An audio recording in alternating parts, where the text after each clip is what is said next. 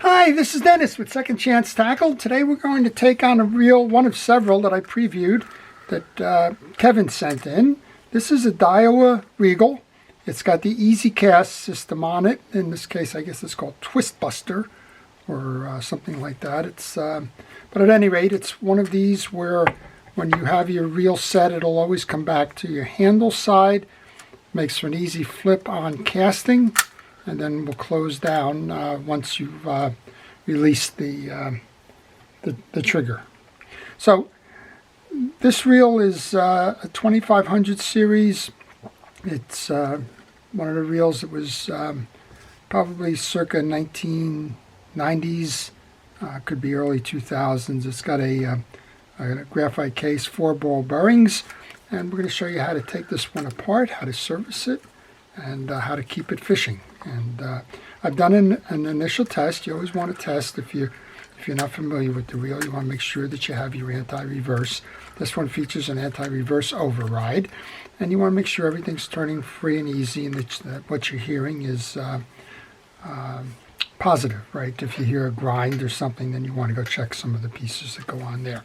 So I start by taking off the external pieces.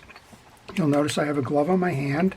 I also have a little parts tray, and all the pieces and parts that I take off, I go ahead and put in those trays so that I have them for when it's time to reassemble. I also take pictures. That's kind of a given here. I'm doing a video, but I recommend that you take pictures, whether it's a video or stationary camera or a cell phone or whatever, but just at critical junctures along the way, so that if you do get stuck, you can go back and check the orientation on pieces and parts and so on. I like to put the handle screw into the handle so I don't lose that. And as I'm taking off the spool, I want to take a moment to thank our first responders, frontline personnel, and local hometown heroes for everything that you're doing during the pandemic. Your efforts truly are appreciated. So the Regal has a top drag system. We'll come back to that in a little while, but the drags are housed inside the spool. And in this case, the spool appears to be a graphite spool as well. Okay, to get to the system, you want to look and see, do I have a side plate that goes and stops here, like a lot of the pen reels and the like do? Or do I have one in this case that goes up under the rotor? If it goes up under the rotor, then you want to remove the click ratchet and the spool shim washers. And this is where that parts tray comes in handy, because that parts tray is real good with small pieces and parts that you might lose otherwise. Okay, then we want to remove the nut that's holding the rotor on. It seems to be a 10 millimeter nut. Turn it this way. If you're getting resistance, then try turning it in the opposite direction. In this case, it comes off in a counterclockwise way, which is the way almost all nuts come off. Okay, that's off, so we can remove the spool now by simply pulling up. And this will give you a view into the anti-reverse system. So we have a traditional anti-reverse dog. There is a spring here. If you happen to have opened this up, there's a spring that rides on the ledge there, and the tag end of that spring is behind the bar here. And then you want to pay attention when you're doing this. Where is that the little carrier for the single point of return? This is your single point of return here, but the carrier is loaded up here in between the dog, and so when you go to reinstall, you want to make sure that you put it back there. We're going to remove that then, and usually it'll come up in one piece, but it's actually two pieces. And if you've taken that off, notice where the spring is on that center one. And that'll give us access to the bearing and the pinion gear. So I'm going to remove one of these screws, then we're going to go take the side plate off, and then we'll come back and remove the rest of it for servicing there. Okay, there's 3 case screws here. And that's where it's easy to get confused. You start putting screws on your table, and the next thing you know, you don't remember which one went where. Okay, that's one. I'm going to lay all three of these down because I want to make sure they're all the same length. So if you like what you're seeing, if you like the idea of working on fishing reels, trying to get an understanding for how these reels are made, or for just general reference in terms of learning a little bit more about the sport of fishing, then I would encourage you to subscribe to my channel. I have quite a few videos out there, but I'm posting frequently, and if you do subscribe and you do hit the notifications button, well, you won't miss many of the episodes that I do. So I would ask you to do that. It's good for you and it's good for my channel. Okay, we've taken the three of these out. Now we can remove that side plate. And this says 4 ball bearing system, so I'm expecting to see a ball bearing on each one of the sides of the main gear. Here's 1, that's 2. There should be one over here for 3. And then this, I suspect that the 4th one is the line roller there, although I can't say for certain. And once you have this open, then you want to roll this down so you can get to the crosswind block, which is at the bottom of the reel here. That holds the axle shaft in above. And if you remove the set screw here, which is a Phillips head set screw, that's going to now allow you to remove the axle shaft. So let's go ahead and do that. Again, those small pieces and parts have a nice home in the parts tray. We can now remove the axle shaft. We want to clean that, and that will enable us to remove the main gear. And we have another bearing in the back here, so that's the 3 bearings. This is a shim washer which belongs on the main gear. We're going to go ahead and clean that. So I'm just going to leave that on the table for now. And I'm going to remove the crosswind block. I'm going to remove the crosswind gear. So the 4th bearing then, just on a quick look, needs, in my mind, is in the line roller here. Okay, so like we do with all reels that we are working on, we clean them. And here's a good reason why you want to take pictures. There's a little spring back here. It might be hard to see, but there is a spring behind this post here, which is keeping tension on that post when you go to do the override for your dog. If that pops out, you're kind of stuck, right? So if you've taken a picture of this, then you know how to reset that if for some reason that had come loose. Now, in this case, literally and figuratively speaking, with the word case, in this case, it's kind of lodged in there. It's hard to do. But many of these fishing reels will have it over on the side here, and it does come loose during a general or a routine service. So just pay attention to that.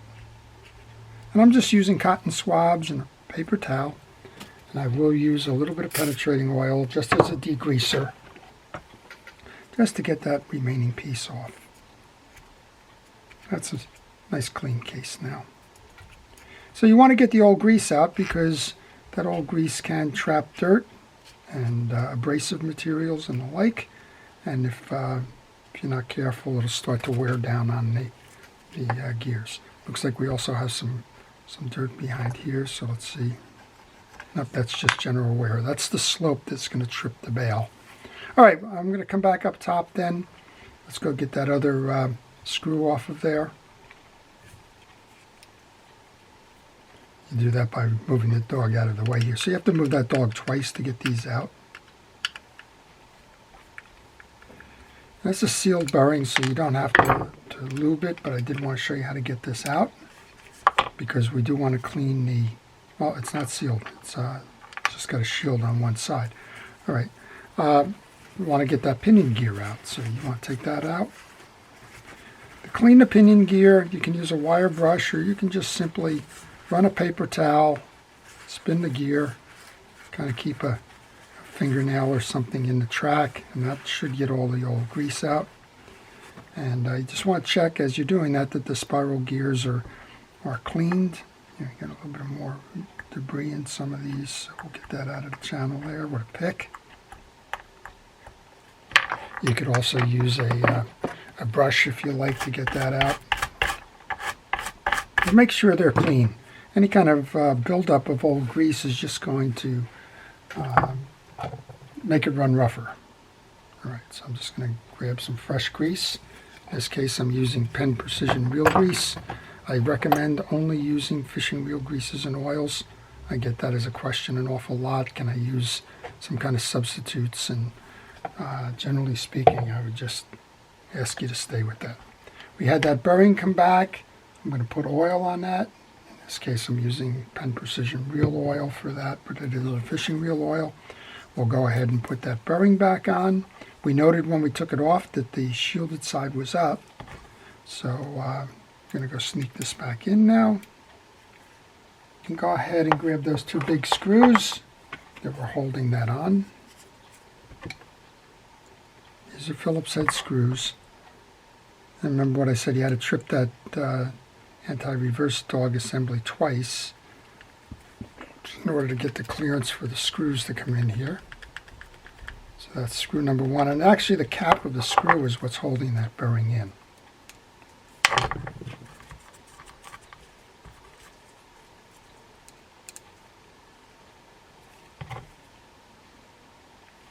So flip that the other way to get the clearance to go put the other screw in.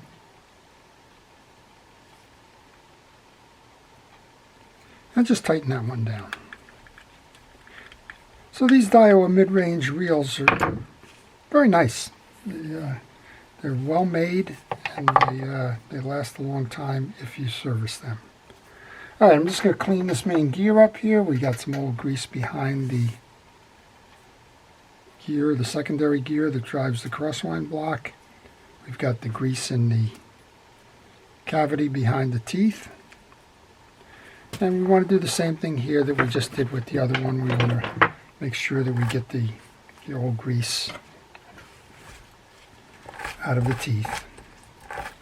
If you use a paper towel, the grease will collect on the towel rather than on your bench, and it won't transfer that grease to the next piece or part that you're working on.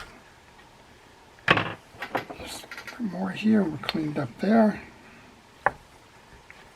All right, inspect the teeth while you're doing this. Make sure that all of the teeth are uniform. And we can just go ahead and put some more grease back onto that.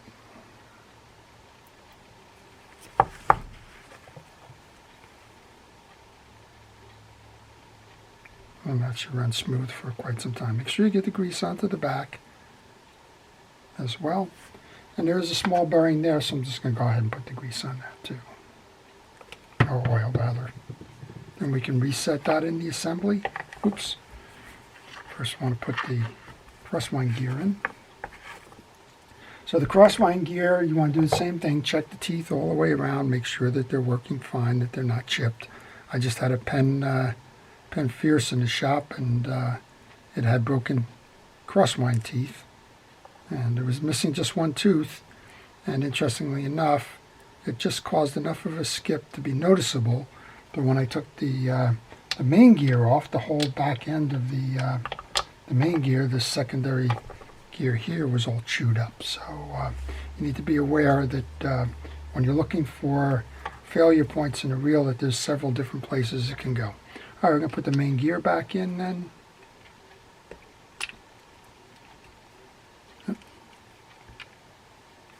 Just knock the crosswind gear off. That's okay. We're back on there. Clean up the crosswind block. I use a paper towel because if I used a rag, I think it would transfer a lot of the dirt and grease to the next project, so paper towels are kind of disposable. I tend to do a lot better having that flexibility. All right, there's a cavity in the back here that you want to make sure gets greased. That's where the stud from the crosswind gear is going to ride.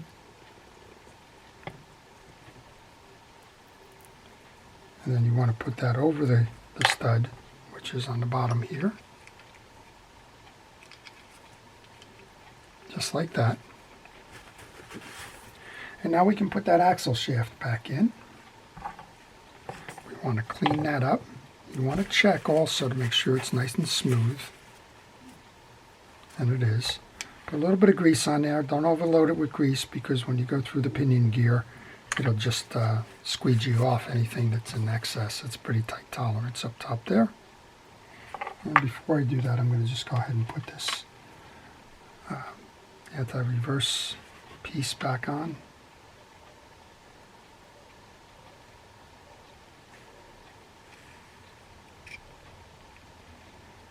And that had a seat. It was seated.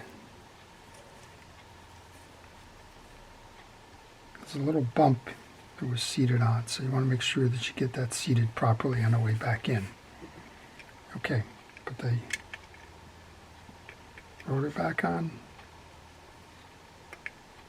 Oh, can't put the rotor on. Put the axle on. Can't put the rotor on because it has the side plate case that is it's going to go in there. Okay, just line that up with your axle shaft. Make sure that you can accept the screw for that little tie down. Let's get the set screw in there then.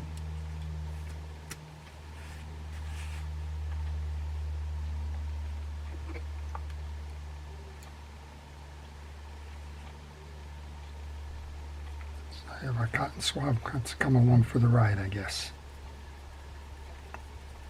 Okay. That goes on. Then we have the two shim washers that go on the outside here. Now they go between the main gear and the bearing. The bearings can go into that side plate. Make sure you get some oil onto the bearing. I'm going to put that side plate back on. Nice snap, that's what you want to hear as you're going for these.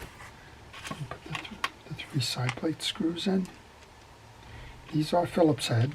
Some folks ask me about using a mechanical or a battery powered screwdriver to take out and put in the screws, and I'm kind of frown on that, especially on a reel like this that has a plastic or a graphite case. It's real easy to bind these cases with the torque in those things, and I've seen cases that have been split because the torque just caused a fracture in those cases. So if you're going to use them, be careful, and I would tell you at a if you don't have the hand strength or whatever to do this and you need to use it, leave the screw short.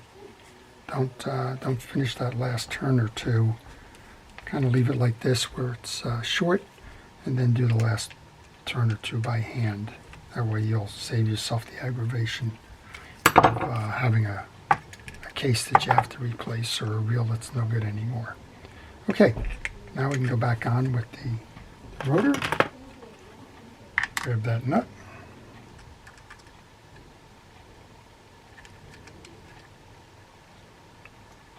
This came off in a counterclockwise fashion, so it's going back on in a clockwise fashion.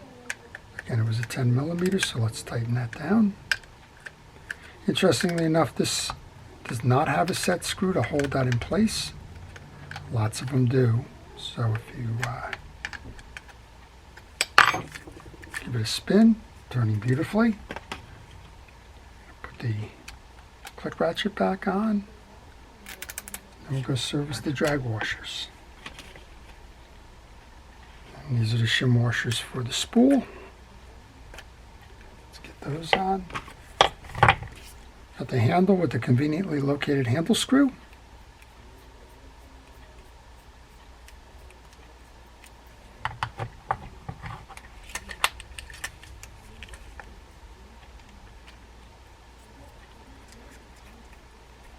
Give it a test, and we'll go up top.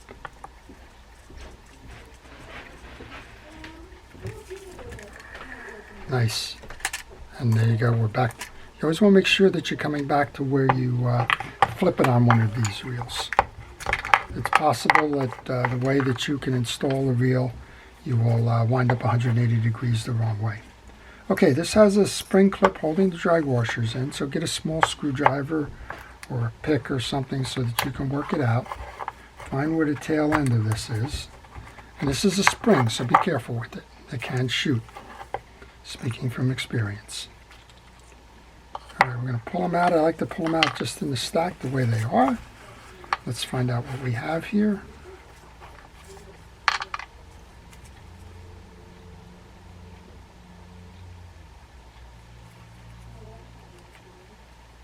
All right, looks like we have some kind of a leather washer or fabric washer, so we're going to take care of to separate them. This drag washer set probably isn't working very well because they're stuck to the metal washers.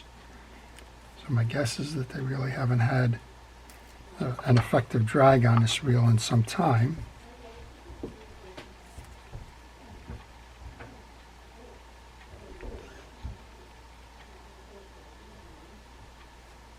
And as I mentioned, this reel's probably 10 or 15 years old, so that's not unusual. Make sure your metal washers are clear. And then to make them effective again and keep them from sticking, you want to keep them lubricated. And I use a drag grease. It's called Cal's Universal Drag Grease. But you can use fishing reel grease if you don't have that. And you'll notice that we have two round and one that has studs on it. The stud one is called an eared. The round washers are called keyed washers because of that rectangle that sits to the spool. And we're just getting a nice lubrication onto that. In the middle, the studded washer goes in the middle. Again, I just use my glove as a tool in addition to protection. Put that in, and this one should work a whole lot better than it was before we opened that spool up. So don't assume anything. I just had a Penn Fierce 3, which is a relatively new reel in, and I opened it up and the drags were worn pretty well. So that reel was heavily fished and that drag system needed service. So don't assume just because it's 6 months or a year old or whatever, or you haven't fished it much, that those drags don't need to be looked at, inspected, and kept clean and lubed. In this case, we just saw that the reels had, those drags had been stuck together. So, all right, so back on with that.